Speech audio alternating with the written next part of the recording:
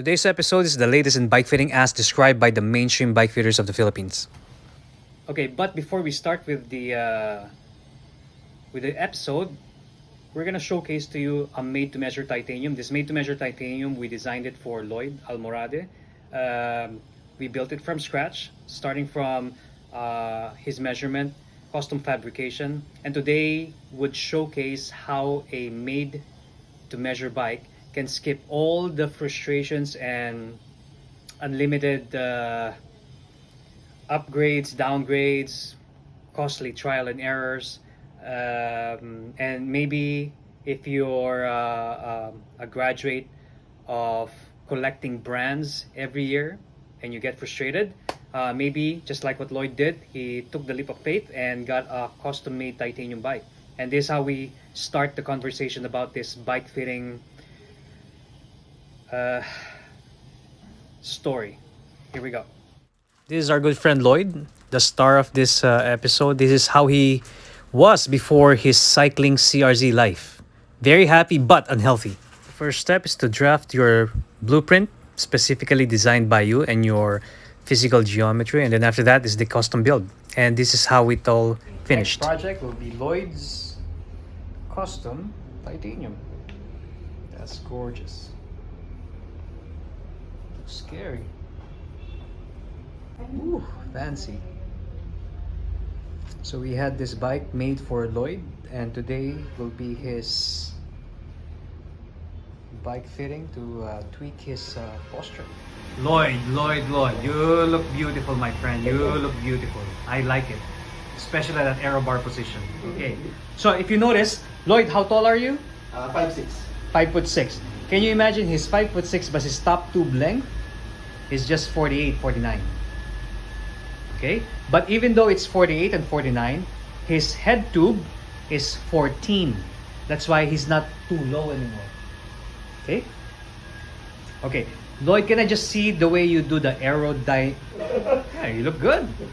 So your back looks good. It's like you're in aero bar. Look forward. Look forward. Good.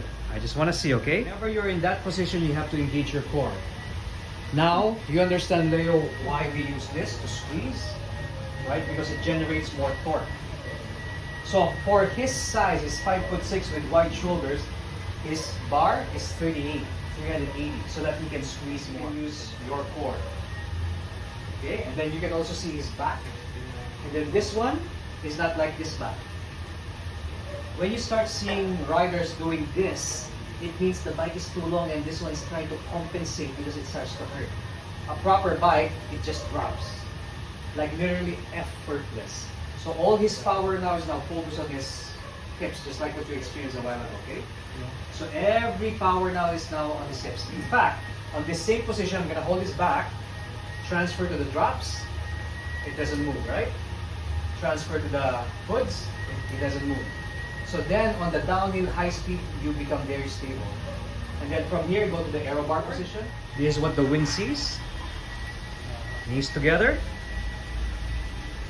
Perfect. And this is a gravel bike of all bikes. That's a gravel bike. But you can, the good thing about it is that you can install the normal wheels or the mountain bike wheels. So if Lloyd decides to do duathlon or triathlon next year, it's just one bike.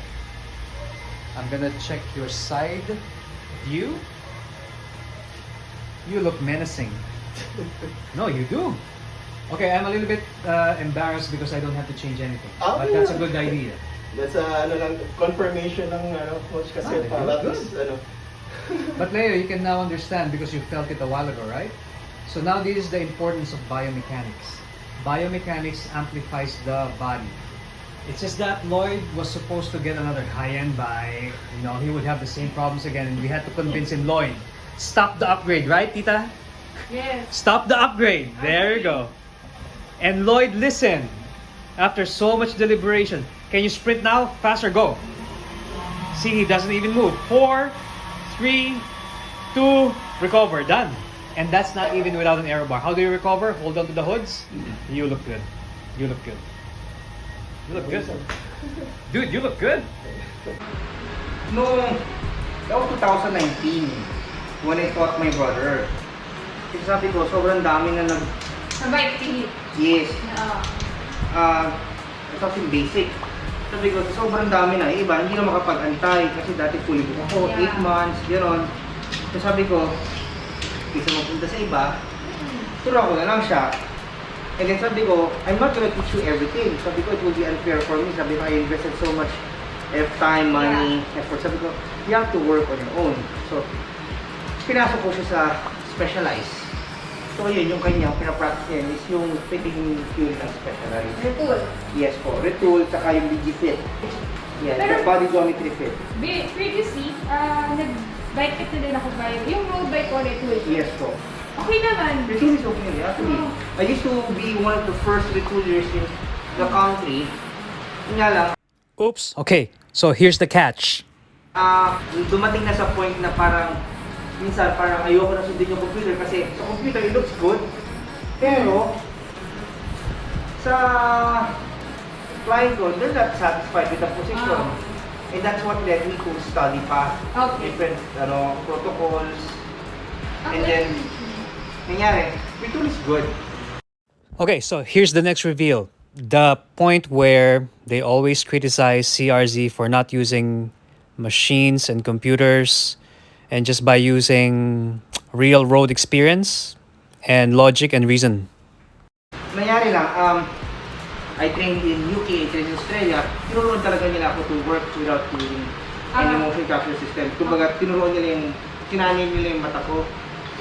This popular idea from most of our viewers or other bike fitters that we try to avoid high-tech computer gadgets, always being asked what protocols we use for bike fitting, then watching our short videos as using the most basic of tools, some funny gadgets just to highlight that bike fitting is very basic. The reason why we do that is we found out that our engineering skills and background from applied physics, engineering science, mathematics is far more superior than bike fitting protocols that were designed really more for business. So just applying our background in physics, biomechanics, sports science was more than enough to prove that some of the tools that we've been using are very redundant and sometimes showcases generic results that do not really address the number one issue of the customer, which is riding on real roads. We also started, just like everyone else, using all the high-tech gadgets, 3D scanners, and all the stuff that usually certification give. Okay, we want to introduce to you what we have. We have what we call the motion logic system. We have the standard bike fitting system. Everything that you have here is for your standard stock bike. If you already have a stock bike, or this is one of our state-of-the-art motion logic equipment, only available here in the Pasig studio. Now, how do you book? Just go to our Facebook page, Cruise Control Multi-Sport. Just message us there that we can set you up for a bike fitting or a biomechanical tuning session. Part of the package is an actual ride in Clark. Okay, if you don't have time to go to Clark, we can have a test ride over here on some of our smart training equipment. That's an example of our smart trainer. It can measure power, cadence, and for most people who are very competitive or newbies, we have training camps going on every weekend in Clark where we can ride from 20, 40 to 90 kilometers based on what their goal is all about. After bike fitting, we confirm everything either at the high altitude training camp or at the Clark training camp. So, focus. Okay, so after doing some warm up on the flats, we're gonna start climbing now. Okay, but at the moment, this is how you ride on the flats. My leg, on my foot, sorry, and did a few old school things which I kind of really liked. What's your reasoning behind not using, those big machines and big softwares, etc.? Yeah, so look, the bike fitting industry has become very tech heavy, mostly so that it can be mass produced.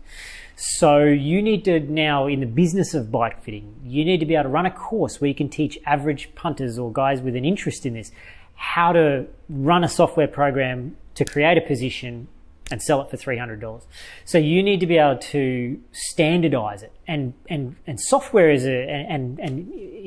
motion tracking software and that type of thing is an attempt by business people to standardize the industry, which is a great idea. It just doesn't work really well. No. I can see why they've done it, but it just doesn't work.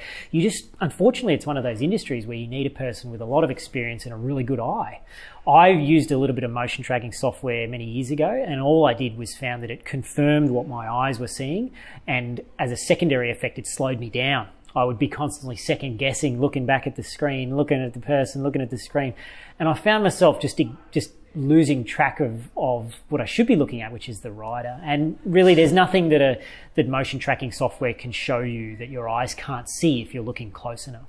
Yeah. Okay. And so, yeah, I just found that it slowed me down. It didn't add anything to the experience, and so I got rid of it all in the end, and just I use my eyes and a lot of intuition and knowledge of things that I've seen before. And if you've got a good idea about human posture and function and that type of thing, you don't need any of that stuff. You just need a really good pair of eyes and a problem-solving mindset, which is really critical as well. Absolutely. So that's a short recap of what bike fitting is all about, coming from the you can say mainstream bike fitters in the Philippines.